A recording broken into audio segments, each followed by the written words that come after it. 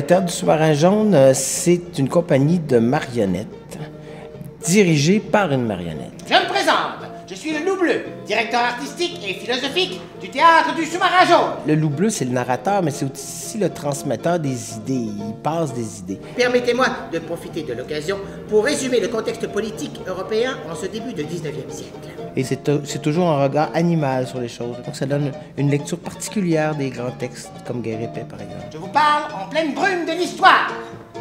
Toute une brume, cette histoire. Les grands thèmes de Guerre et Paix, c'est évidemment, bon, la guerre, mais c'est une critique de l'absurdité de la guerre, mais surtout l'aspect inconscient des grands mouvements des peuples. Comment est-ce que les gens, par millions, décident d'aller faire la guerre? Comment ça se fait? C'est ce que les Loups Bleus se demandent. Et vous, pourquoi partez-vous pour la guerre? Je ne sais pas. Il le faut. Il arrive que les circonstances dépassent notre volonté. Donc, on suit 3 personnages principaux. C'est Pierre Bezoukov, Voici mon chapeau et mon manteau. Natacha Rostov. Tout le monde parle de vous, Monsieur Pierre. Et André Bolkonski. Donc, une espèce de trio amoureux, d'une certaine façon.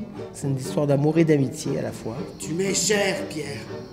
On dirait que dans cette société stupide, tu es le seul homme qui sache vivre. Au centre de la scène, il y a un lit. Et c'est là que tout se passe. L'amour, la mort, la naissance, tout se passe là. Et c'est aussi le champ de bataille. Donc l'amour comme un champ de bataille, puis on se bat pour avoir ce territoire-là, et on se bat pour avoir la jeune fille. Tout le monde veut avoir la jeune fille. Vous ne savez pas embrasser une poupée. Qu'est-ce que ce serait avec une femme?